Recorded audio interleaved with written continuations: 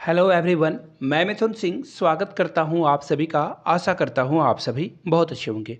Bihar state के social science का syllabus क्या रहने वाला है, क्लास 9 टू 10 यानी कि पेपर 1 की बात कर रहा हूं मैं। इस वीडियो में पूरी जानकारी आपको टॉपिक वाइज दी जाएगी कि किन किन टॉपिक को आपको पढ़ना है और उसी से एग्जाम में क्वेश्चन पूछा जाएगा। तो पूरी बात और पूरी जानकारी इस वीडियो में आपको मिल जाएगी। उससे पहले आप लोगों से रिक्वेस्ट है, अगर आप पहली बार चैनल पे आए please do subscribe this channel and press the छोटो मोटो bell icon for the latest update. यहाँ से आपको मेरी ईमेल आईडी और इंस्टा आईडी दिख रही होगी। जिनको भी previous year question paper Bihar state के चाहिए होंगे या सिलेबस ये पीडीएफ के रूप में चाहिए होगा, वो मेल कर लीजिए या इंस्टा पे मैसेज कर लीजिए। चलिए आगे बढ़ते हैं और सोशल साइंस के पेपर को हम लोग देखेंगे। सबसे पहले देखो, मुझे एक गलती दिख गई। 100 मार्क का लिखा हुआ है, यहाँ पे एक्चुअली मार्क्स लिखा हुआ होना चाहिए था। खैर मैं देखो कैसे ट्रोल कर रहा हूँ, मैं खुद ही बोलने में कई बार फंबल कर जाता हूँ। खैर कोई बात नहीं, ये छोटी मोटी टाइपो है यानी कि टाइपिंग एरर है, कोई बात नहीं, इसे हम लोग इग्नोर करेंगे और आगे बढ़ेंगे। खैर मैंने तो ट्रोल कर ही दिया, खैर कोई बात नहीं, अगले बार से ट्राई करूँगा कि ऐसी कोई हरकत ना करूँ। सोशल साइंस का जो पेपर है, सोशल स्टडीज़ या फिर सामाजिक विज्ञान, उसके सिलेबस को हम लोग देखते हैं। सबसे पहला देखो, भौगोलिक खोज। भौगोलिक खोजों का क्या परिणाम था, ये टॉपिक को आपको पढ़ लेना है। याद रखिएगा, बिहार के जो क्लास के 9-10 के बुक हैं, एनसीईआरटी के बुक हैं, उनको पहले पढ़ें, उसके बाद कोई रेफरेंस बुक आप जो है प्रेफर करना, पढ़ने के लिए पसंद करना। आगे देखिए, अमेरिकी स्वतंत्रता संग्राम को आपको पढ़ लेना है। फ्रांस की क्रांति कैसे हुई थी, क्या कारण थे, और बहुत सारे फैक्टर हैं, उनको आपको पढ़कर जाना है। नाजीवाद और हिटलर यानी कि नाजीवाद के बारे में पूरी तरह से पढ़ना है। हिटलर के सारे कारनामे, हिटलर के ऊपर एक बहुत इंपॉर्टेंट और बहुत ही फेमस बुक है मिन कैंप, जो कि हिटलर के द्वारा लिखा गया था। बहुत बार ये क्वेश्चन में आता है। प्रथम विश्व युद्ध और द्वितीय विश्व युद्ध, अगर आपको लग रहा है कि ये बहुत छोटे छोटे टॉपिक्स हैं तो मैं आपको बता दूं, प्रथम विश्व युद्ध और द्वितीय विश्व युद्ध इतना बड़ा सेक्टर है कि आप इसे पढ़ते पढ़ते थक सकते हो, तो इसलिए छोटे छोटे टुकड़े में से पढ़ने की कोशिश करें। आदिवासी समाज और उपनिवेशवाद, आदिवासी समाज में उपनिवेशवाद के विरुद्ध जो गोलबंदी हुई, बिरसा मुंडा जो कि झारखंड से हैं, और चुहाड़, तिलका मांझी, बरसा, इनके द्वारा जो विद्रोह किया गया था अंग्रेजों के खिलाफ, इनको आपको पढ़ लेना है। कृषि, यहाँ पे देखो कृषि भी गलत लिखी हुई है, मैं क्या करूँ, इतनी टाइपिंग एरर है, मुझे दिख जाता है। यहाँ पे देखो कृषि इन्होंने गलत लिख रखा है। कृषि और खेतीहर समाज, वर्तमान समय में ग्रामीण अर्थव्यवस्था में परिवर्तन। याद रखिएगा, संदर्भ किसके संदर्भ में, बिहार में जो केला है, गन्ना है, गेहूं है, लीची है, संयुक्त राज्य अमेरिका का जो गेहूं और कपास है, इसी के बारे में आपको पढ़ना है। टॉपिक इन्होंने दे रखा है, बिहार के सापेक्ष में केला कहाँ सबसे ज़्यादा उत्पादित किया जाता है, किस तरह के केले का उत्पादन होता है, इस तरह की चीज़ों को आपको पढ़ लेना है। राष्ट्र संघ का क्या प्रयास था, राष्ट्र संघ की विफलता क्यों हुई और संयुक्त राष्ट्र संघ क्यों बना, इसके बारे में आपको पढ़ लेना है। यूरोप में राष्ट्रवाद यानी कि 1830 ईस्वी के बाद यूरोप में राष्ट्रवाद का विकास कैसे हुआ, मोजनी का विचार क्या था, पोलैंड, हंगरी और इटली, जर्मनी, ग्रीस आदि के आंदोलनों की जो सामान्य विशेषताएं, देखो विशेषताएं भी इन्होंने गलत लिख रखा है। आगे देखिए, समाजवाद एवं साम्यवाद, 1917 के वाल्शोविक क्रांति के बारे में आपको पढ़ना है। हिंद चीन में राष्ट्रीयवादी आंदोलन, जो कि हिंद चीन में यानी कि हिंद चीन में जो फ्रांसीसी उपनिवेशवाद था, फ्रांसीसियों के विरुद्ध क्रमिक संघर्ष रहा, और फांग बोईचार नागू एन कस क्यू, एक्चुअली ये चाइनीज़ नाम है, बट सॉरी अगर मैं इसे गलत तरह से पढ़ रहा हूँ। द्वितीय विश्व युद्ध और मुक्ति संघर्ष, अमेरिका और द्वितीय विश्व युद्ध को आपको पढ़ लेना है। अमेरिका का क्या क्रिटिकल रोल था द्वितीय विश्व युद्ध के बारे में। भारत में राष्ट्रवाद, 1914 से 1930 के बीच में कैसे भारत में राष्ट्रवाद पनपा। प्रथम विश्व युद्ध के दौरान का जो एक्चुअली प्रथम विश्व युद्ध का जो कारण था और परिणाम भारत से कैसे संबंधित है, और भारत के जो बहुत सारे महाराजा जो है लड़ने के लिए गए, सैनिक यहाँ पे इन्होंने जान की आहुति दी, तो इसके बारे में आपको पढ़ लेना है। खिलाफत आंदोलन यानी कि जो खिलाफत आंदोलन किया गया था बंधुओं के द्वारा, अली बंधुओं के द्वारा, वो क्या था उसके बारे में आपको पढ़ना है। असहयोग आंदोलन, सविना अवज्ञा आंदोलन, इसकी जो पृष्ठभूमि है, कारण है, परिणाम है, ये पढ़ना है। किसान के बारे में पढ़ना है। मजदूर और जनजातियों का जो विद्रोह था, विभिन्न राजनीतिक पार्टियों की क्या गतिविधि थी, किसके समय काल की बात हो रही है, 1914 से 1930 के बीच में जो है किसान क्या कर रहा था, इस समय मजदूर क्या कर रहा था, जनजातियों का जो विद्रोह था वो क्या था, इन सारे टॉपिक्स को आपको पढ़ लेना है। अर्थव्यवस्था और आजीविका को पढ़ना है। औद्योगिकीकरण, देखो डेट इन्होंने बहुत अच्छे से मेंशन कर रखा है, 1850 से 1950 के बीच, यानी कि 100 साल के समय में ब्रिटेन में जो औद्योगिकीकरण हुआ, औद्योगिकीकरण में जो उत्पादन हुए, कुटीर उद्योग का जो विकास हुआ, उद्योगों के बीच का जो संबंध है, मजदूरों की जो आजीविका है ब्रिटेन और भारत के मजदूरों की, ये पढ़ना है। संगठित और असंगठित क्षेत्रों में जो काम करने वाले ब्रिटेन और भारत के मजदूरों का जीवन स्तर कैसा था, वो पढ़ना है। शहरीकरण एवं शहरी जीवन, इसे पढ़ लेना है। व्यापार और भूमंडलीकरण, 19वीं और प्रारंभिक के जो 20वीं सदी में विश्व बाजार का विस्तार था, एकीकरण था। दो महायुद्धों के दरमियान जो व्यापार था, यानी कि जब प्रथम विश्व युद्ध और द्वितीय विश्व युद्ध हुआ था, उस समय का व्यापार कैसा था। अर्थव्यवस्था के बारे में भी पढ़ना है, व्यापार और अर्थव्यवस्था के बारे में प्रथम और द्वितीय विश्व युद्ध के दौरान का। 1950 के दशक में जो परिवर्तन आए उसके बारे में आपको पढ़ना है। अगला देखो, प्रेस, संस्कृति, राष्ट्रवाद। 19वीं सदी के भारत में प्रेस का विकास कैसे हुआ, यानी कि पत्रकारों का जो डेवलपमेंट है वो कैसे हुआ। प्रिंट यानी कि न्यूज़पेपर की जो संस्कृति है वो कैसे हुई थी। आम बहस कैसे हुआ करते थे, राजनीतिक संबंध कैसे हैं। अगला देखिए, स्थिति और विस्तार। विश्व मानचित्र पर भारत की क्या स्थिति है, भारत के पड़ोसी राज्यों के बारे में, एक्चुअली देश को राज्य ही कहा जाता है। भारत के जो पड़ोसी देश हैं उनके बारे में जान लीजिए। बात हो रही है ज्योग्राफी के तौर पर, इस बात का खास ख्याल रखेंगे आप। आगे देखिए, भारत का जो भौगोलिक विकास है इसे पढ़ना है। अब देखिए, अपवाह स्वरूप जो अपवाह तंत्र हैं, नदियां हैं, जलाशय हैं, मानव सभ्यता की जो जीवन रेखा के रूप में नदियां हैं, इनको पढ़ना है। नदियों का जो संरक्षण है और प्रदूषण के रोकथाम के जो उपाय हैं, मानव जीवन पर इसका क्या असर पड़ता है, ये आपको पढ़ लेना है। भारतीय जलवायु को प्रभावित करने वाले कौन से कारक हैं।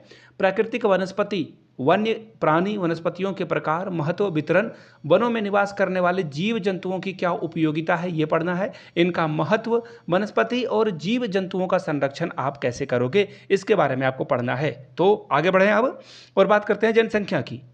जनसंख्या का आधार क्या होना चाहिए, वितरण क्या होना चाहिए, जनसंख्या परिवर्तन को निर्धारित करने वाले और प्रभावित करने वाले कारक के बारे में आपको पढ़ लेना है। वृद्धि, प्रजनन, यहाँ देखो ये भी गलत लिखा है इन्होंने, प्रवजन लिख दिया, प्रजनन होना चाहिए था।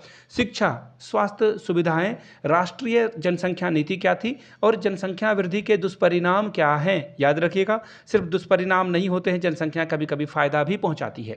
भारत के जो पड़ोसी देश हैं उसकी स्थिति, उसका विवरण, जैसे कि नेपाल, भूटान, बांग्लादेश, श्रीलंका, पाकिस्तान, इसकी जो जलवायु की विशेषताएं हैं ये आपको पढ़ना है। वहाँ के जो उद्योग धंधे हैं, खनिज लवण है, उद्योग धंधों का जो अर्थव्यवस्था पर प्रभाव पड़ रहा है, इसे पढ़ना है।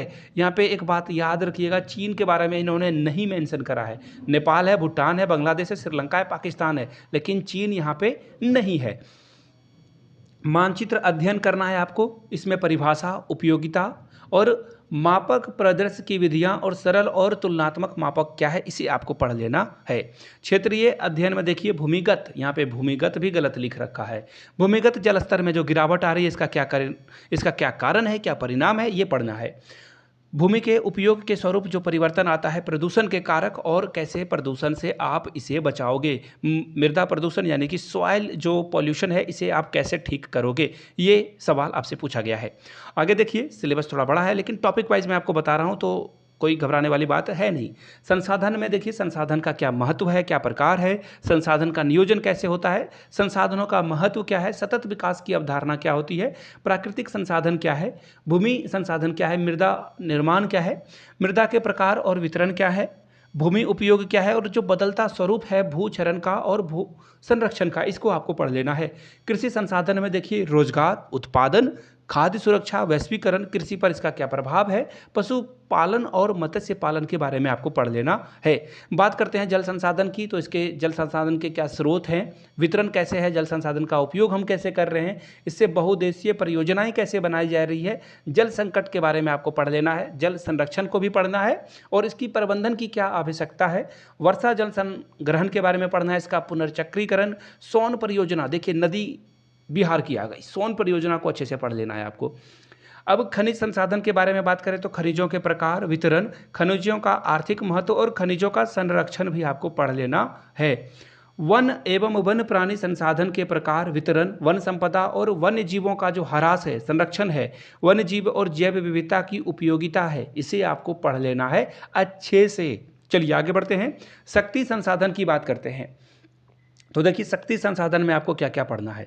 शक्ति संसाधन की बात अगर हम लोग करें तो इसमें परंपरागत और गैर परंपरागत जो साधन हैं उसके बारे में आपको पढ़ना है। अब देखिए, परंपरागत जो हैं और जो गैर परंपरागत हैं उनके बारे में डिटेल्स में आपको जो है इन्फॉर्मेशन होनी चाहिए। इससे सवाल जो है आपसे पूछ लिए जाएंगे, तो इसका खास ख्याल आपको रखना है। यानी कि पूरी तरह से जो इसका निचोड़ होता है वो आपको पढ़कर जाना है कि कैसे इसका उपयोग किया जाए वगैरह वगैरह। निर्माण उद्योग यानी कि उद्योगों का जो वर्गीकरण है, क्षेत्रीय वितरण है, राष्ट्रीय अर्थव्यवस्था में उद्योगों का क्या योगदान है वैश्वीकरण में, ये सब आपको पढ़ना है। इसी तरह से परिवहन, संचार और व्यापार को पढ़ना है, इसके टर्मिनोलॉजी को पढ़ लीजिएगा। बिहार की जो प्राकृतिक संसाधन हैं, जनसंख्या है, इसको पढ़ना है। समकालीन विश्व में लोकतंत्र कैसा है, सिविक्स की बात हो रही है। लोकतंत्र का व्यापक अर्थ क्या होता है, संविधान निर्माण पढ़ना है। लोकतंत्र में जो चुनावी राजनीति है उसे पढ़ना है। भारत में जो चुनाव प्रणाली है, जैसे कि राष्ट्रपति का चुनाव हो, प्रधानमंत्री का चुनाव हो, मुख्यमंत्री का चुनाव हो, एक्चुअली ये विधानसभा और लोकसभा कहा जाता है, तो इसे आपको ध्यान में रखकर पढ़ लेना है। संसदीय लोकतंत्र को पढ़ना है। लोकतांत्रिक अधिकार आपके क्या है, मौलिक अधिकार आपका क्या कर्तव्य है, इसे भी पढ़ना है। सूचना का अधिकार, आरटीआई के बारे में आपको पढ़ना है, बहुत ही इंपॉर्टेंट है ये आरटीआई। आगे देखते हैं, सत्ता की साझेदारी पढ़ना है। लिंग भेद वगैरह जो होते हैं, सांप्रदायिक जो दो धर्म के लोग आपस में लड़ते हैं, इसके बारे में पढ़ना है। सत्ता में साझेदारी की कार्य प्रणाली, लोकतंत्र में प्रतिस्पर्धा एवं संघर्ष के बारे में पढ़ना है। लोकतंत्र की उपलब्धियों की बात करें तो इसका उत्तरदायी और वैध शासन क्या होता है, आर्थिक संवाद क्या होता है, भारतीय लोकतंत्र कितना सफल है और सफलता के क्या तत्व हैं और लोकतंत्र की क्या क्या चुनौतियां आ रही है, इसे अच्छे से पढ़ लेना है। आर्ट ऑफ टीचिंग की बात करें तो ये कॉमन पेपर है, मैं आपको बता दूं 30 नंबर की पैडागोजी यानी कि बाल विकास आपसे पूछ लिया जाएगा, और 20 नंबर का जो है जिसमें कि जीके 5 नंबर का रहेगा, रीजनिंग 5 नंबर की पूछी जाएगी, और रीजनिंग के बाद जो आता है जीके, रीजनिंग मैंने आप लोगों को बता दिया। करंट अफेयर्स भी जीके में शामिल है, इस बात का खास ख्याल रखिएगा आप। और देखिए ईवीएस भी आपसे पूछा जाएगा 5 मार्क्स का, तो ईवीएस भी आपको पढ़ना होगा। इसके अलावा जो मैथमेटिक्स हैं ये भी 5 नंबर का पूछा जाएगा। 4 सब्जेक्ट हो गए, 20-20 नंबर का हो जाएगा। यानी कि GK 5 marks, EVS 5 marks, mathematics 5 marks और लॉजिकल रीजनिंग 5 मार्क्स का पूछा जाएगा। सभी के लिए ये कॉमन पेपर है। अब देखिए पैडागोजी में आपको क्या पढ़ना है, टीचिंग और लर्निंग का जो मीनिंग है, प्रोसेस है और कैरेक्टरिस्टिक है, इसे पढ़ना है। टीचिंग यानी कि शिक्षण कैसे करते हो, अधिगम कैसे करते हो, इसका क्या मीनिंग है, इसकी क्या प्रक्रिया है, इसके क्या प्रकार हैं, इसे पढ़ लेना है। टीचिंग ऑब्जेक्टिव में देखिए क्या क्या पढ़ना है, मीनिंग और इसका क्या टाइप है, ब्लूम टेक्सोनॉमी को अच्छे से पढ़ लेना है आपको। टीचिंग मेथड की बात करें तो इसका क्या टाइप है और इसके क्या प्रकार हैं, इसकी क्या खूबियाँ और खामियाँ हैं, यानी कि मेरिट और डिमेरिट की बात की जा रही है। आगे देखिए लेसन प्लान को कैसे बनाते हैं, इसका फॉर्मेट क्या होता है, मॉडल क्या होता है, ये पढ़ लेना है। माइक्रो टीचिंग क्या होता है, इसे अच्छे से आपको पढ़ लेना है।